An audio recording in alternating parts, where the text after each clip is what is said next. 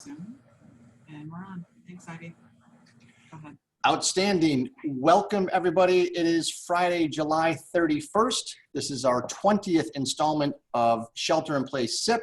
Happy birthday to my sister, Sue, out in Colorado. That was an unprompted part of the agenda, but she turns, it's the celebration of some special birthday today, but we're not going to say a number. She's older than I am, though. But I digress. So let's focus on why we're here. We're here because we're going to enjoy some spectacular wine. Some very, very serious wine without taking ourselves very seriously. I know there's going to be a bunch of people jumping in. Jeff and Jane Greasy are here already on the button. Laura, just so you know, Jeff and Jane have not missed a single episode of SIP in 20 weeks. So we are absolutely thrilled for the people that are going to join us, like Jeff and Jane. And for those of you that this might be a first time, Cellar Angels, a privately held direct-to-consumer company focusing exclusively on Napa and Sonoma wineries and bringing the best wines to your door with proceeds to charity. So I have the privilege and honor of introducing you today to Laura Barrett, the winemaker of Clif Family Wines. And without further ado, I am going to say hello and raise a glass to Laura, who has taken time out from monitoring the vineyards to spend a little time with us today. So cheers to you, Laura. Cheers to you. Thank you for having me. Absolutely. Yeah, you have to take a sip. It's Friday at 5, so. Friday at 5, exactly. So for people that are familiar with Cellar Angels and familiar with Clif, the winery to me is fascinating because it blends a whole bunch of different ingredients from lifestyle, from sustainability, from community. And I didn't know anything about the winery until I read a book. Actually, I didn't know anything about Clif until I read a book in 2005 called Small Giants. Now, you are probably familiar with the book. It's a book by Bo Burlingham, and Bo wrote an expose on companies that were growing but decided not to go public or not to be acquired because they were doing some amazing things. And Gary Erickson, the founder of Clif Bar, had an opportunity. The revenues of the company were $39 million in revenue, and he was about to be acquired for over $100 million. And he had to take a long, deep breath as he was sitting in the room with the attorneys to sign the paperwork and determine whether or not he wanted to do this. Now, if put yourself in that position where, holy cow, I could sell the company for $110 million, and took a walk around the block, came back in and said, I'm not doing it, because he wanted to he didn't think it was a bad thing. We're doing fantastic. We're providing education for our employees and their children. We're giving them advancement opportunities. We're doing great with the community. And that was my first exposure to Clif Bar, if you will, back in 2005. And then shortly thereafter, I became familiar with the winery where you now are the winemaker. So I'm curious, how did you actually become familiar with the winery and land here to be the winemaker at such a prestigious place? Yeah, that's a great question and a great place to start. I always knew about Clif Family Winery. I think at the time that I was familiar with it, it was always Clif Bar Family Winery. So the bar piece was associated with the name and the identity of the winery.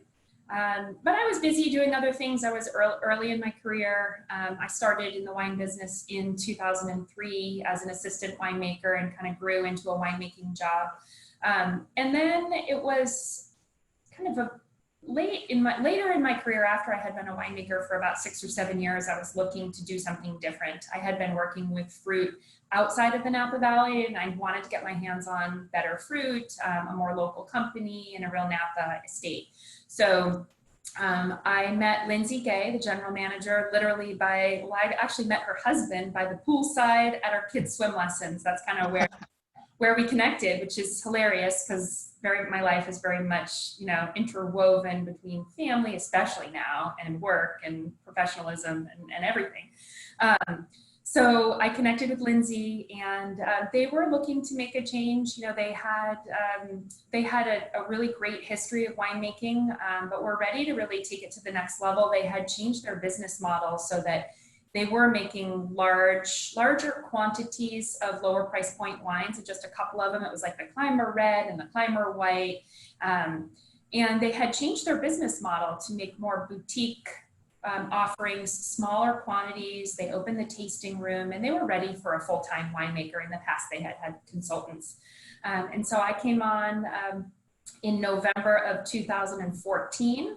And so it was after harvest. Yeah, after harvest, and a really interesting time to start a winemaking job, because you're inheriting, you know, a new vintage. So you got to the Valley in '04, is that accurate? I got to the Valley in '01 as a student. '01. As a student. So I came to go to UC Davis as my graduate program. Okay. And I worked harvest jobs.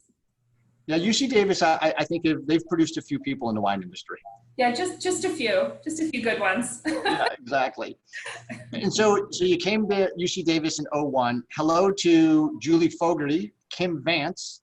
Kim Vance, I don't know if you know Kim, Laura. She's another winemaker that will be on SIP in August. So we corralled her, much to her resistance, but Kim, you will be fine. And also Sean and Marilyn Manning in Colorado. Cheers to everyone. So you come to '01 to do a program at Davis, and you left, if I believe, the Boston area at that point in time at 18 years of age. Yeah, I left Boston to go to college. I went to the University of Vermont, where I studied chemistry. So I kind of left home to go to college, and I obviously came back, but only maybe for a summer here or a summer there, or a chance to live with mom and earn some money and gear up for the next adventure. But yeah, so I left Boston, spent 4 years at the University of Vermont, and then decided to do some traveling, which is where I got the wine interest. I was always interested in fermentation science. I studied chemistry, and I wanted to know how things were made. I was curious exactly how things came to be. You know, I wanted to know the actual science behind winemaking. I didn't come from a family that drank wine. My interest in the wine business really stemmed from the academic piece and fermentation science. So when I graduated, I decided to pursue that. It's funny because that's impressive, because I'm not even sure I was familiar with the phrase fermentation science until about 5 years ago. So the fact that you did this out of college, I do appreciate the chemistry slant, obviously, in winemaking. And is that still something that really kind of resonates with you from a formulaic standpoint and the chemistry and everything that's happening? It definitely interests me. And I always describe my application of science to my winemaking as, putting out fires and understanding problems. So when there's a crisis in the winery, or I have a fermentation that I can't quite figure out, that's really when the science plays in. Okay. After all this time, experience and intuition and understanding the vineyard and flavor analysis probably takes priority in making decisions over science. But when there's a problem, it's the scientific knowledge that helps me fix it. Well, and I think that's a refreshing approach, quite honestly, versus more of the in the lab type of thing. And I want to get back to Clif Family from a overall umbrella of businesses and philosophies. And I also want you to tell us about Kit. So let me go there first, because I'm a little bit familiar with Gary, the passion with regards to the business, with regards to fantastic nutrition of Clif Bar and those sorts of things, and the wholesomeness and the ingredient sourcing. But I don't know anything about Kit other than some culinary aspects. So please educate us on that combination and the contribution that she actually brings to the winery as well. Sure. Yeah. So Kit and Gary are the co-founders and co-owners of Clif Bar and Company. And they started together the winery in 2004. They were living in the Napa Valley. So they purchased a home on Howell Mountain, and that is currently where our certified organic farm and our estate Zinfandel Vineyard is located. Okay.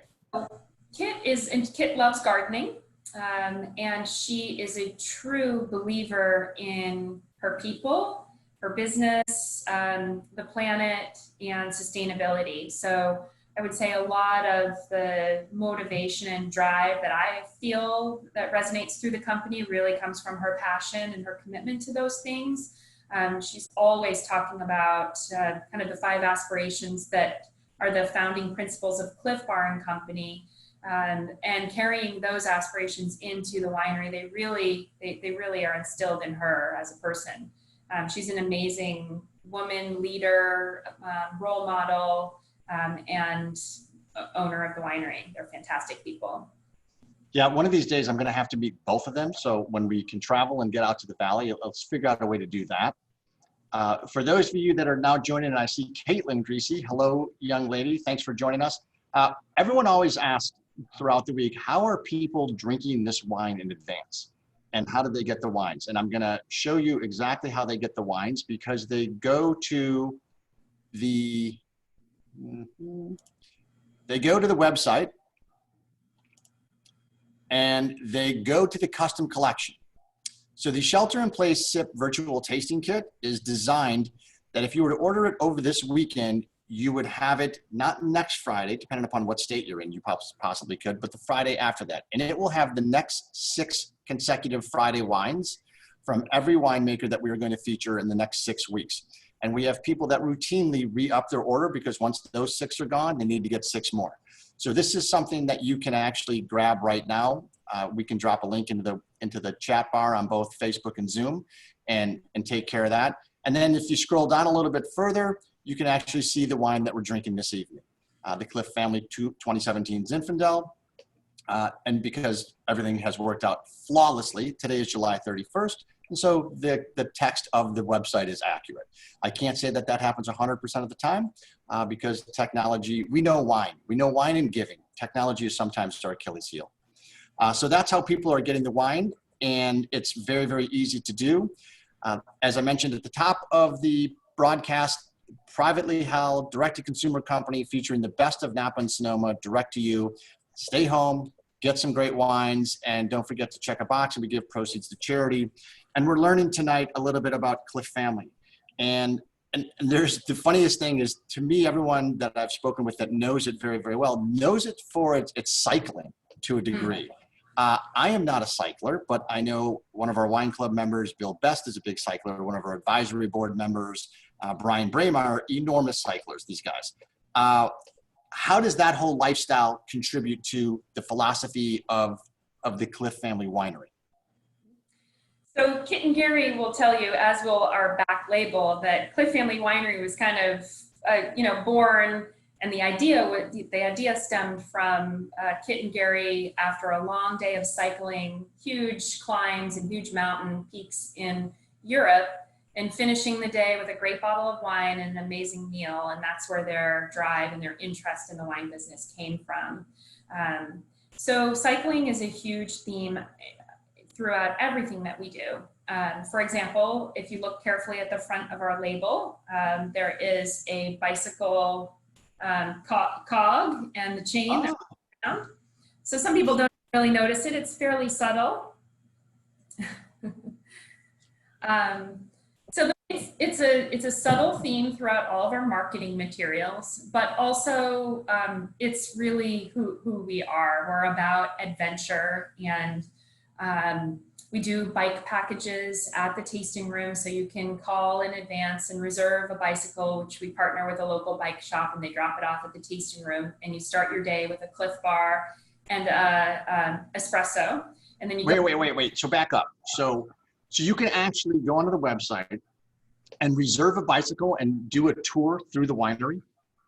Well, it's not through the winery. It's through Wine Country. So we give you have a couple of routes, because as you can imagine, we have all different levels of cyclists that come to us. So the professionals want to know a 100-mile loop around the valley, and the locals want to do kind of a cruiser tour up and down Main Street. So we have different routes that we highlight. And then they come back and they do a wine tasting and then lunch off of that really beautiful green food truck that's behind your head right now. And then that just gets back to what we talked about earlier with regards to the passion for food, the passion for people coming together, the passion for exercise, and it's funny. I mean, I've never been on ascent on a bicycle in the Alps in Italy, ever. Don't intend to. I'm not the best cyclist, but I can totally appreciate when you get done with a heavy day of exercise to just sit around, have a great bottle of wine, have some great food, And I think it's that real passion of community that it is so personified with Clif Family and kind of the imprint that you're putting on everything. The food truck is an example of that. I mean, when I'm in the tasting room, and I encourage people to go to watch the Cellar Angels video where I get the pleasure of interviewing you, and that tasting room, all the ingredients that are sourced. I mean, it is just a wholesome, genuine experience. There's not an ounce of pretense in any of it. And I think that is really kind of special. It is. It's meant to be very welcoming, very friendly. It's a very warm but lively environment, our tasting room. We often have the Tour de France on the TV behind the bar, and we have, really good coffee, and we have, amazing food, amazing hospitality. I mean, our people are so great at what they do. And then my job is to make many different varietals and do them all really well. So you might come and you're not going to stand at a tasting bar and try 4 Cabernets and 2 Chardonnays. You're going to have Rosé and Gewürztraminer and Sauvignon Blanc and a whole, portfolio of red wines from light to red or light to darker red. So we have a lot to offer, and everything is really genuine. So whether we're talking about our products that are very genuine and are farmed responsibly, or you're talking about our people or the atmosphere, it's all just really, really genuine. And it feels good to be there, and it feels good to be an employee as well. Well, and I think genuine is a great adjective. I also think authentic is right up there as well, because as I mentioned, there's no pretense at all. And it is a fun place to be. And for those of you that actually have tasted at Michael Trujillo's tasting room, you could walk outside and actually literally walk right into their tasting room. And it's funny because I didn't know where you were until we did the filming, and I've driven past 2,000 times, and you've got a nice little slice of heaven right there. Because the outback area with the tasting patio and stuff is fantastic, but the food truck really makes it. And it is a place where you could spend several hours right there in St. Helena. Definitely. And that's part of what's nice about it, is that you could really spend some time once you get the food piece in and the food and wine pairing, which we do a lot of. So there are people that come to us just hungry. They're here for the truck and they eat lunch and they go. And there are people that come to us who just want to taste and then have lunch afterwards. And then we mold the two together and also do a lot of really great food and wine pairings, whether it's from a bruschetta off the truck or it's from one of our kitchen items that we actually make from the farm. We do a whole host of sweet and savory jams. We make our own hot sauce. We have nuts and chocolates that we make, because we do have a full-time executive chef who's very busy with not only kind of managing what's coming from the farm and how it impacts the menu on the food truck, and all of that takes a lot of advanced planning, but also designing new flavors for our nut mixes. How are we going to develop these chocolates to pair with our wine? So there's a whole host of food and wine pairing that is involved in our program as well. Well, let's talk about this wine that we have in our glass this evening, 2017 Zinfandel. And before I go there, one important burning question has come up from cyclist Bill Best. And he is curious, do you have an e-bicycle that I could use? I'm sure there's an e-bicycle in the basement somewhere the next time you come visit. We'll yeah, that one has my name on it. Okay.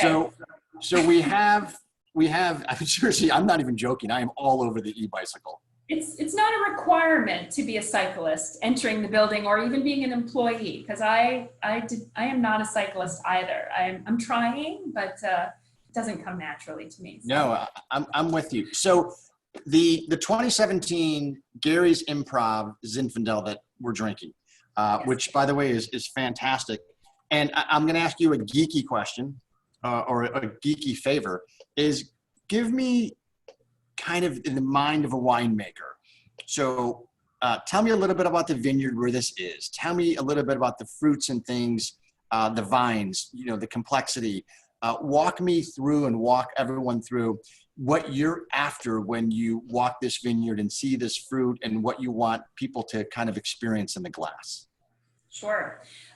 This Zinfandel comes from Howell Mountain, and Howell Mountain is known for mainly for its Cabernet Sauvignon, but it also has some really, really special Zinfandel vineyards, although they're becoming few and far between because of the the popularity of Cab. But it's from the Beatty Ranch. So Mike Beatty has owned this property for many, many years. His son Patrick does the day-to-day farming and is my contact. And these vines, some of them are actually, this particular vintage, 44%, are 103 years old.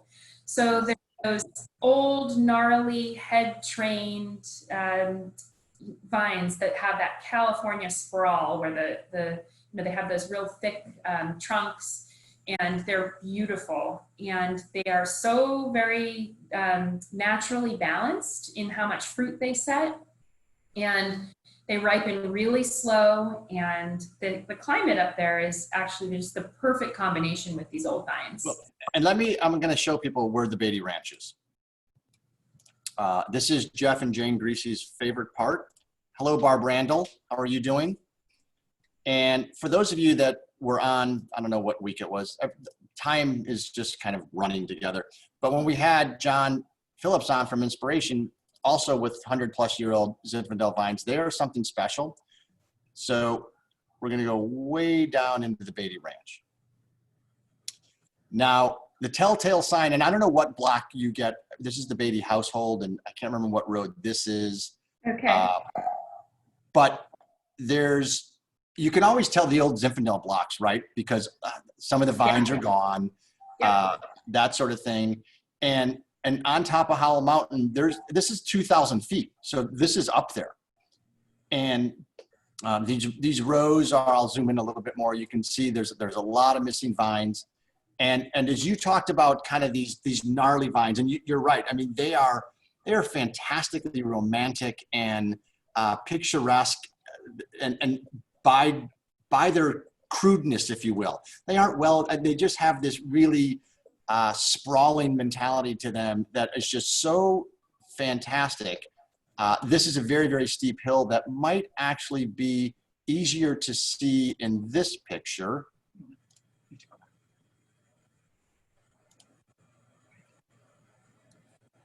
So now this is a picture because longtime Cellar Angels will remember that we featured Howell Mountain Vineyards at Zinfandel like 7 years ago, and got to interview Mike Beatty on his ranch.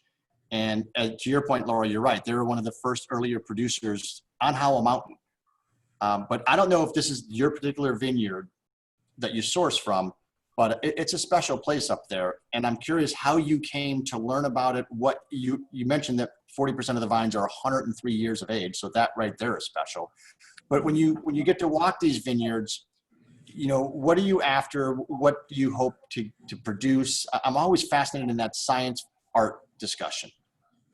Yeah, so these vineyards they're not hard to make wine from because they just produce the most delicious fruit, and they really tell you when it's time to pick. I mean, it's usually really late. This is one of the last picks of the season, so they could age. They could ripen for a long period of time, but the rains come in, and we just have to pick because it's about to rain. But what happens is what I'm looking for is a Zinfandel berry is fairly plump. So you're looking for a little bit of dehydration, and I usually call it the golf ball effect, where it starts to look like a dimpled golf ball, and it's just a tiny bit of dehydration where you're getting really, really ripe seeds, and you've lost a little bit of water so that you have good concentrated flavor.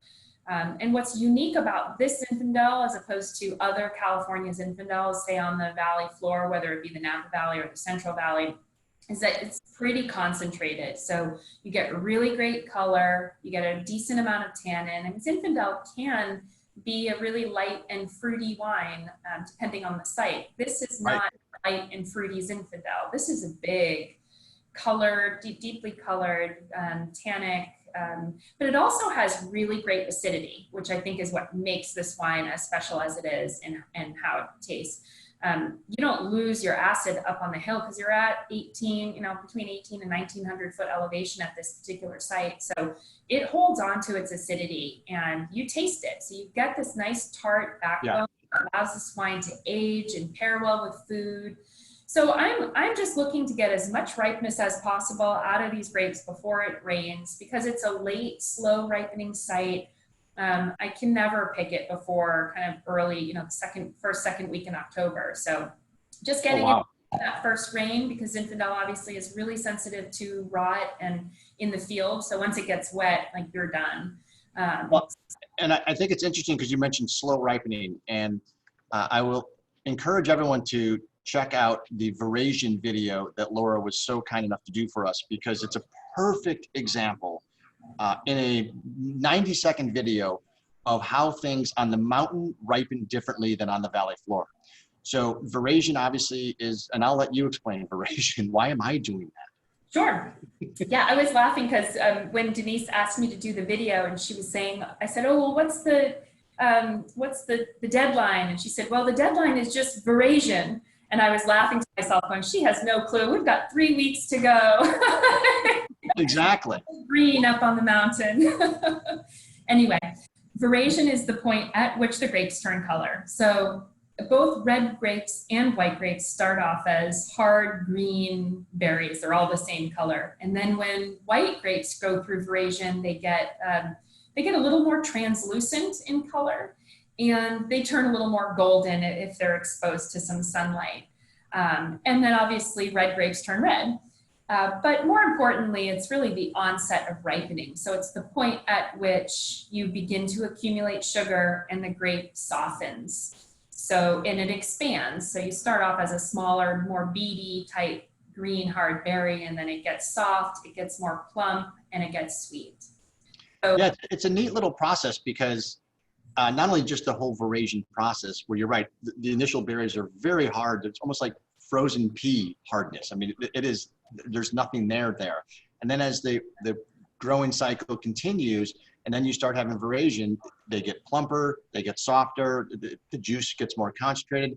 But I love the difference between the valley floor and Howell Mountain. I mean, the valley floor is 90% done with veraison right now, and you guys are like 10% done. Exactly.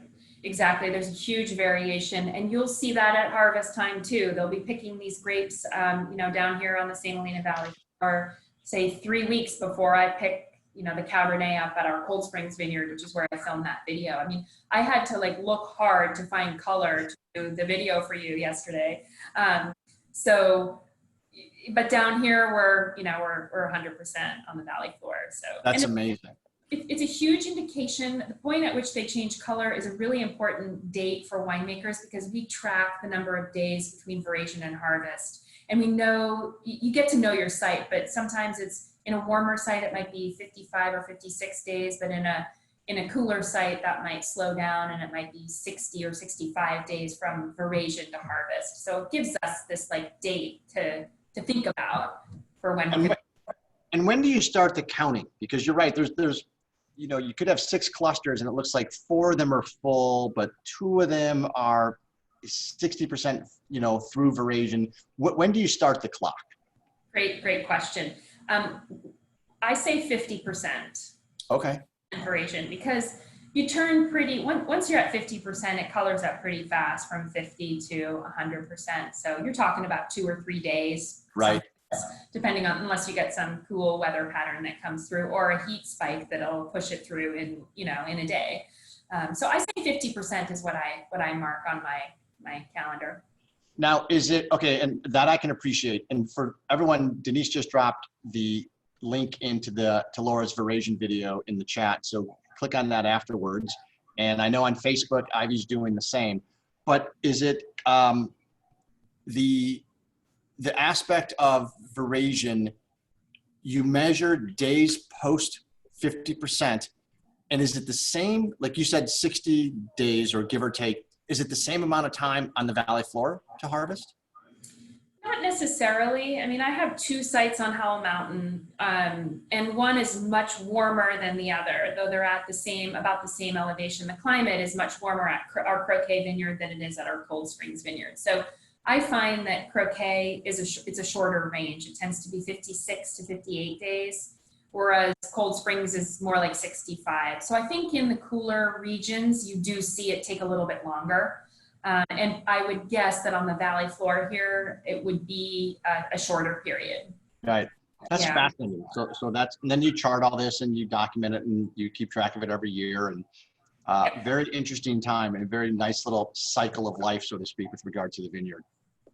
Yeah, and that's where I get to geek out in my kind of math science world too. I can just do it all on the computer. That's a good point. I'm sure there's an app for that now. Speaking of geeking out, we're going to launch a poll question. So, and this actually has to do directly with you. So, all right, audience, put the appetizers down. If you were not making wine, you would be absolutely doing something science related, pursuing your musical career at Juilliard in New York City, following your dream to compete on the Great Baking Bake Off, a Great British Bake Off. Now, don't answer yet. Not many people know some of these attributes that Laura has and these skills. I'm going to give everybody, while I pour another glass of wine, 5, 4, 3, 2, 1. Want to guess what people said?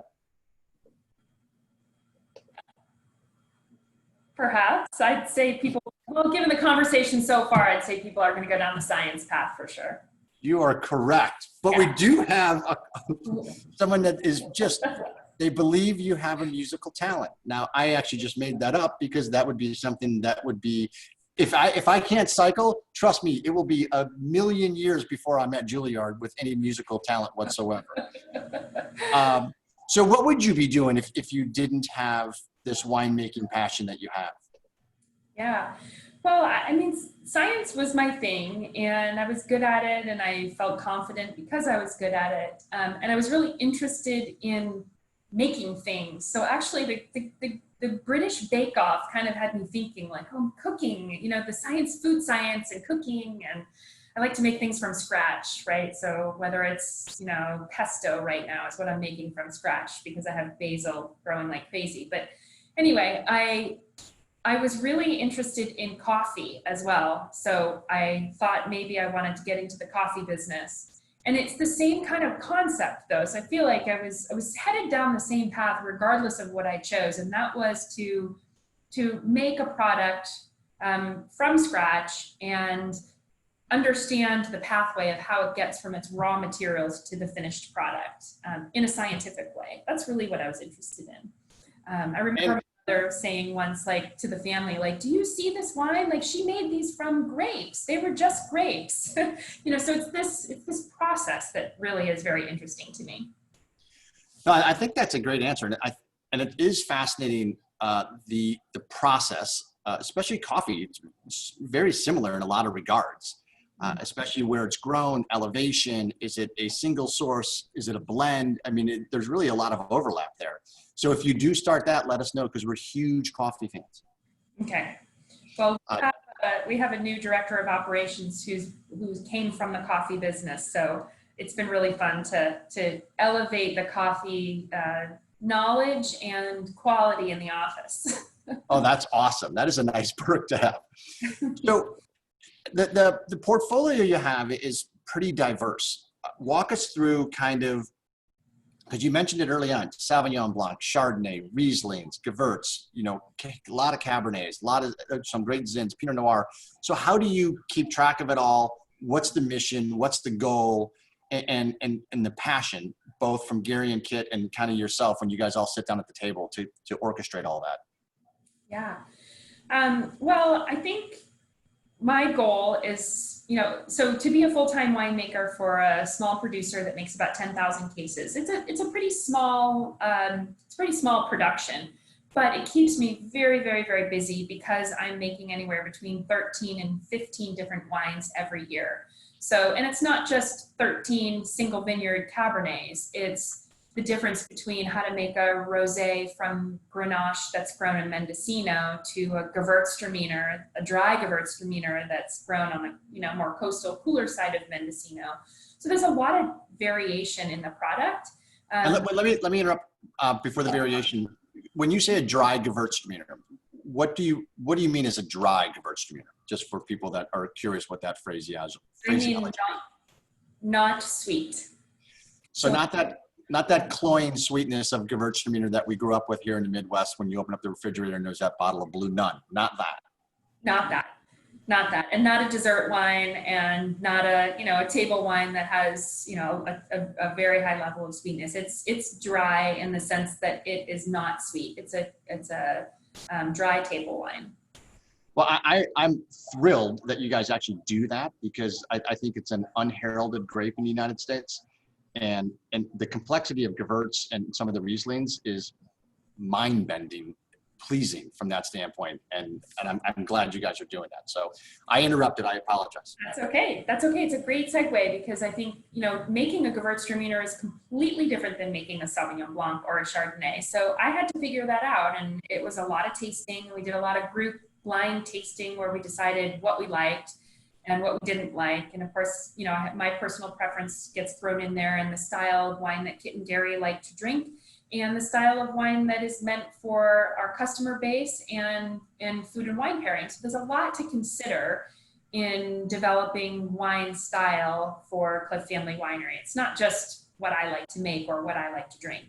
But my mission is to do everything really, really well. I mean, I want someone to come into the tasting room and taste 6 different varietals that are completely different and say, wow, I love all of them. And that's obviously really hard, and I will continue to work to achieve that for forever, because I think there's always room for improvement. But right. So the diversity of our portfolio very much makes my job so much more fun and interesting. It makes it a lot of fun for our chef and for the tasting room staff to present to guests and pair with food and wine. And I think overall my style is, for white wines, I would say I like very clean, crisp, food-friendly whites that are very varietally characteristic. Okay.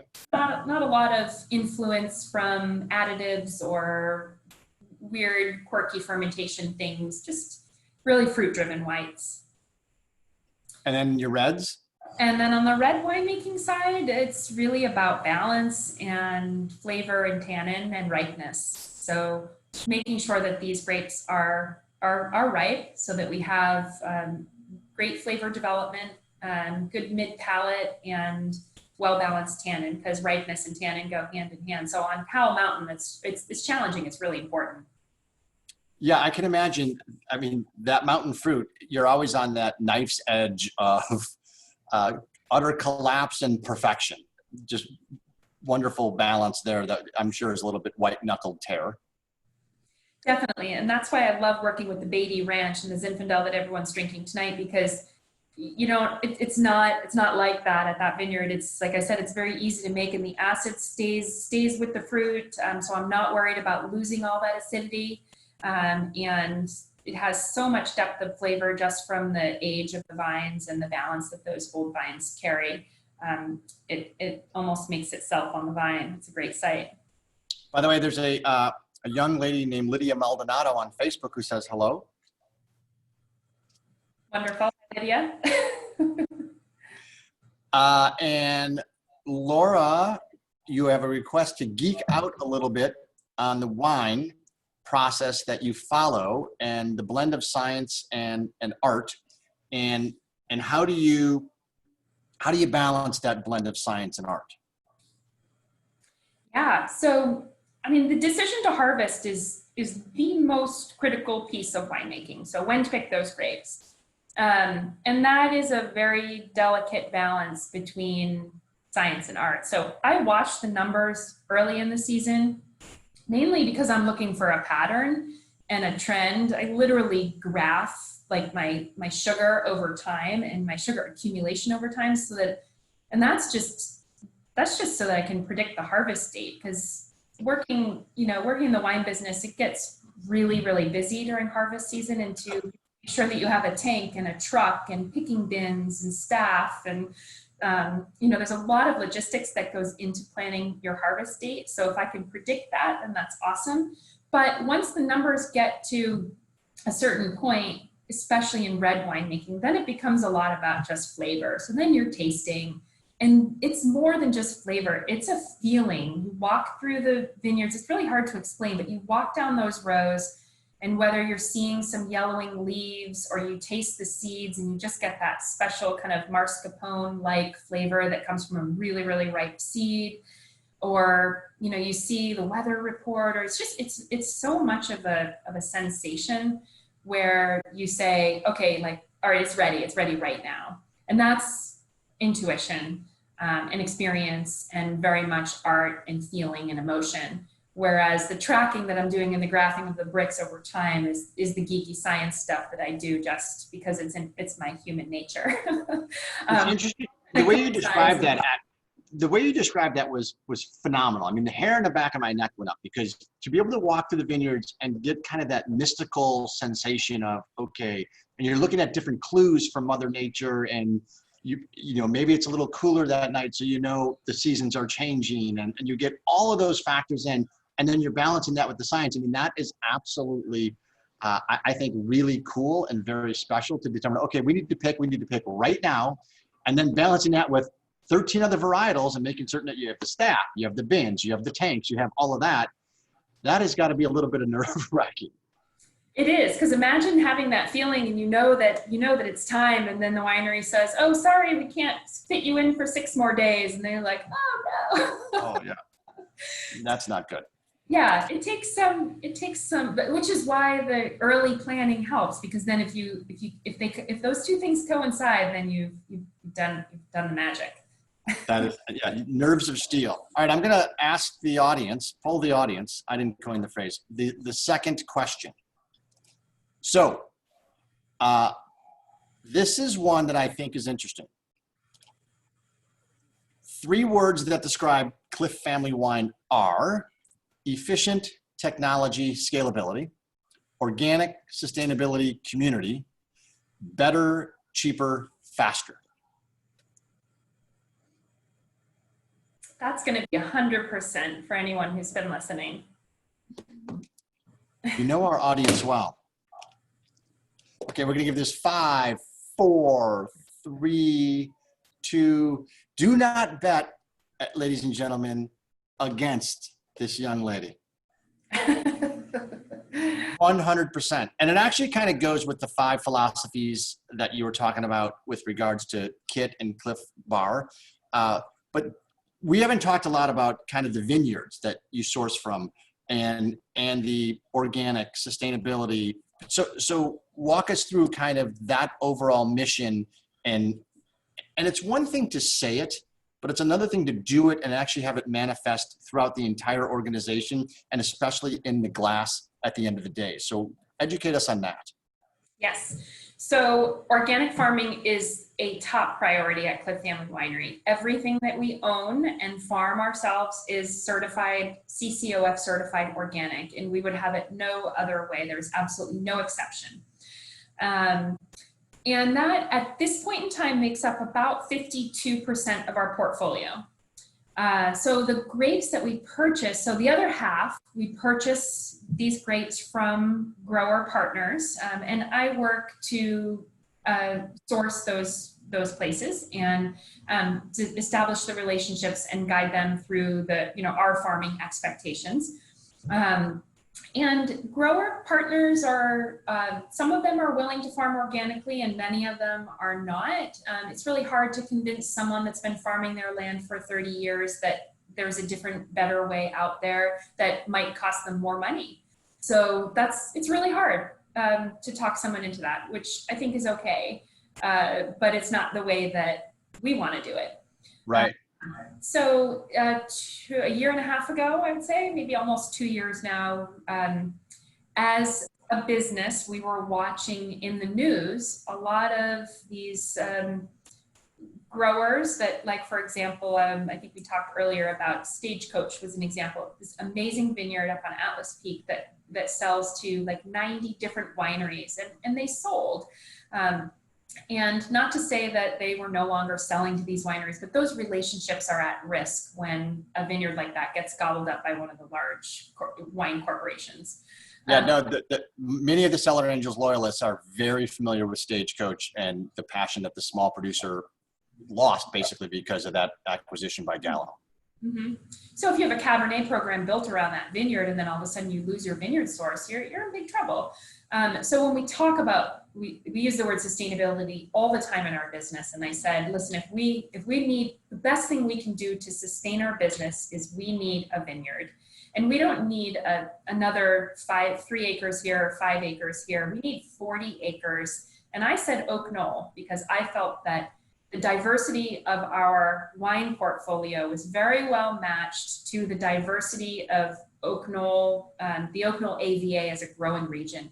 You see Riesling, Sauvignon Blanc, Chardonnay, Cabernet, Zinfandel, it's all there. A lot of people doing it really, really well. So as it turns out, about a year later, we purchased 40 acres of vacant land, which is also very hard to come by in the Napa Valley, in the heart of the Oak Knoll district. And we planted it to 8 different varietals, both red and white. And then shortly thereafter, the parcel next to us came up for sale. So we purchased that as well. It was just newly planted. So we now have 80 acres, which is soon to be certified organic grapes that a lot of our program will move into. And at that point, we will be almost 75% CCOF certified organic grape material, which will be a huge accomplishment.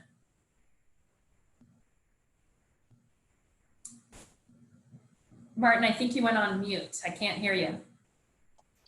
I did.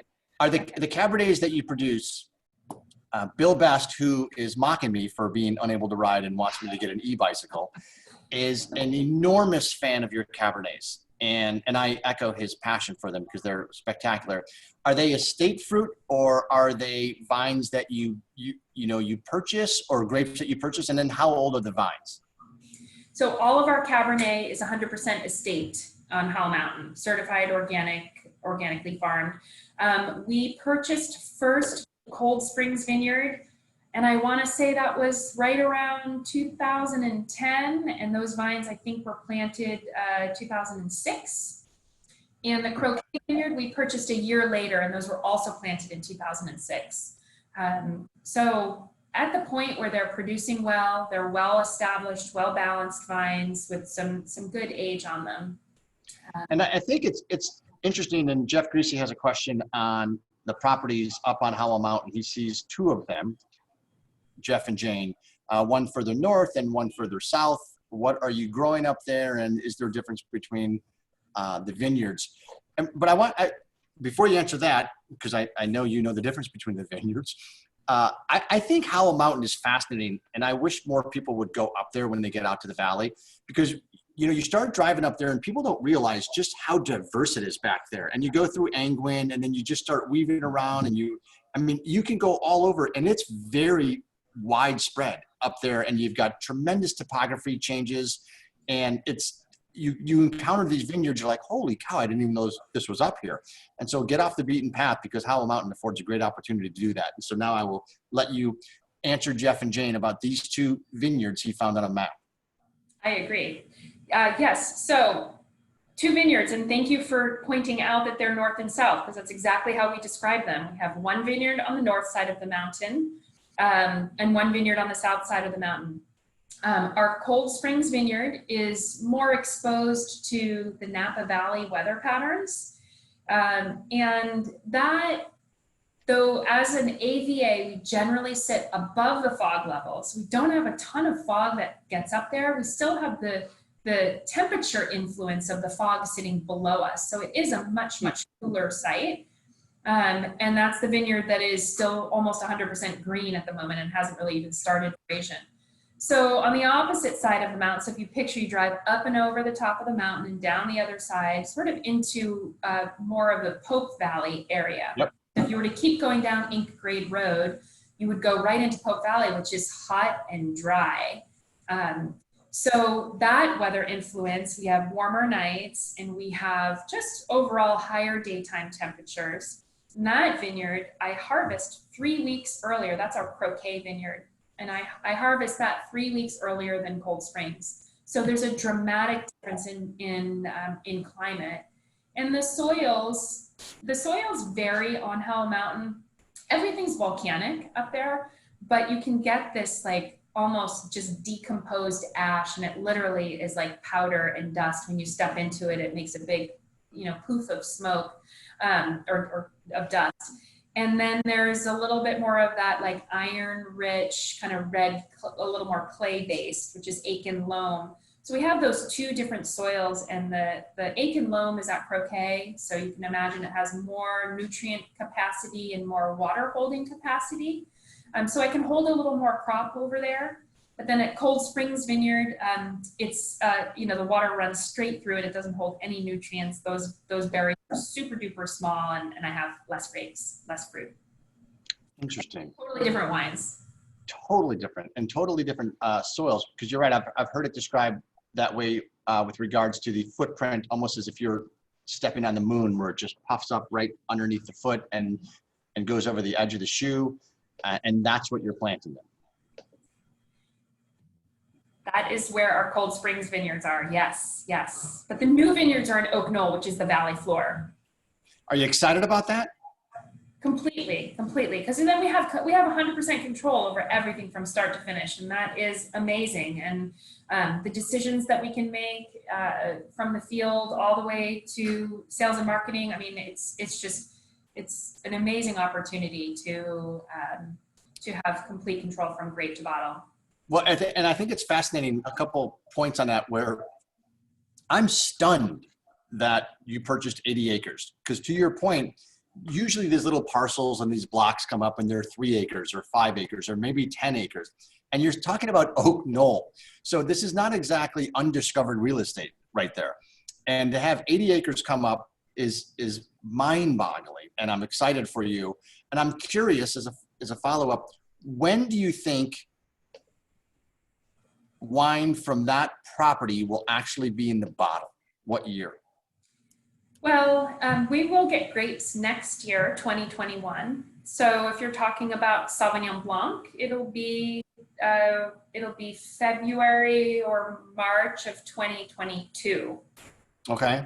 Okay, so, but that's just the whites. Reds are going to be a little further out, obviously, because, that first vintage of reds, sometimes it makes it into the blend and sometimes it doesn't. So there'll be some grace period where I'll have some overlap and I might slowly start blending in the new fruit into the old. But just for the record, the Howell Mountain cabs will remain Howell Mountain. Those wines will always be up on, Howell Mountain appellated, the single vineyard offerings. But we intend to do a lot of really cool and interesting, fun things. We planted some Malbec. We have some Cab Franc, which I may or may not use as blenders for the Howell Mountain wines. And so there's a lot of opportunity for some really interesting projects and different wines. Well, 80 acres just blows my mind, and I'm excited as heck for you to be able to have that canvas to just create and pick and choose, which is pretty kind of cool. I do want to launch one last poll question, because I think this is for extra credit, because so far there's only 2 people that have gotten both questions right, and it has to do with the 2017. So your ideal food pairing item with the 2017 Zinfandel is grass-fed burger with organic portobello mushrooms and cheddar cheese, organic baby back ribs with a smoky and hot sauce from the tasty room, or from a smoker and a hot sauce, lasagna with a red meat sauce, and baby arugula salad. Or you can alter your own. I'd be curious, because this Zin, like you said, is big. So I'll let people answer and see what they say. All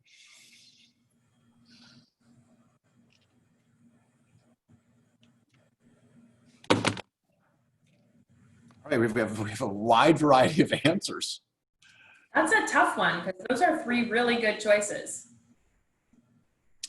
All right, 5, 4, 3, 2, 1. The folks believe that the lasagna. Oh, okay. I would never have guessed that. Huh. Mm-hmm. Okay. Well, if you're ready for my answer. Absolutely. Let's see what you Okay. got. If we were in the dead of winter right now, lasagna would definitely be my answer because it's a comfort food and a comfort wine. But because it's barbecue season, I have to go. I mean, I'm going back and forth between the ribs and the burger, and I'm gonna have to go with the burger just because I think it's really all about, this wine is all about barbecue right now. So really anything you want to put on the barbecue, because it's a Zinfandel and it's a little bit lighter, it could even be like grilled shrimp with a spicy sauce would be amazing. That would be nice. Or it would live up to a steak. And that's the beauty of this wine, is it's versatile enough. But I think anything on the barbecue is going to pair really well. But when you said the grass-fed burger with the cheddar cheese and the portobello mushrooms, like there's that umami and savory piece with the cheesy mushrooms, it's that. Definitely, that's my answer. I just talked myself into it. we have a late switch in the answer. I like it.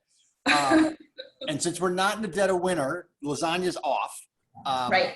But I agree with you. That would be fantastic. I'm thinking there might be a sample plate at the truck here to have maybe 2 ribs and some sliders to pair with this Zinfandel. And yeah, we'll make a decision that way. That's a great idea. I hope Chef is watching. He could exactly. I want to give a shout out to Kim, who has stayed with us the entire time, and that's fantastic. I think she's actually doing some research because she's a little nervous about being on camera. She shouldn't be. She makes fantastic Pinot Noir. But again, just real quick, everybody, you can get the tasting kits online.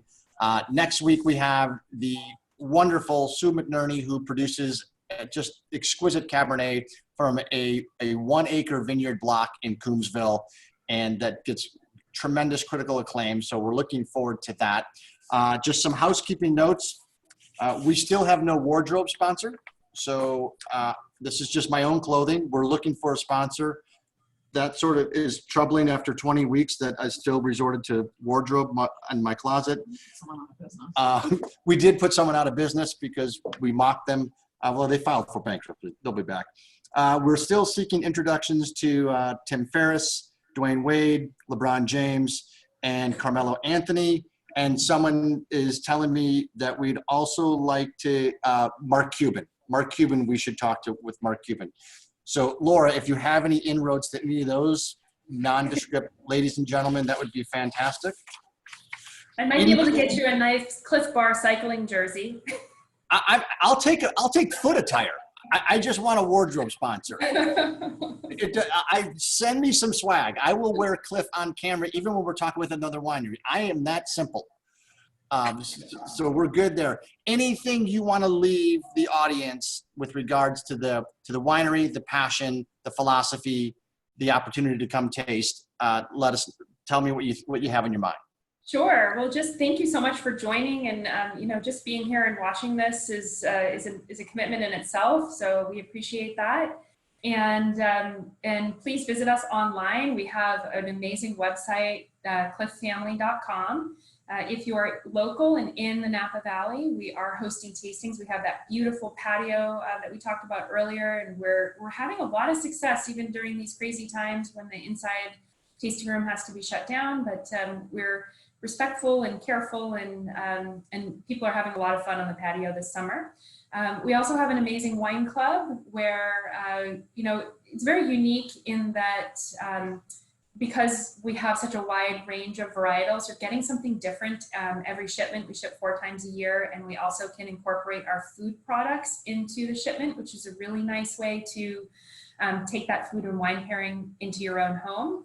And we're doing a ton of virtual tastings. So just like this, set up with some of our hospitality staff or myself, we do corporate offerings as well. So we just have a lot of really fun options right now. So I encourage you to look us up and keep drinking and keep doing these Friday evening Cellar Angels videos, because these are awesome. Thank you.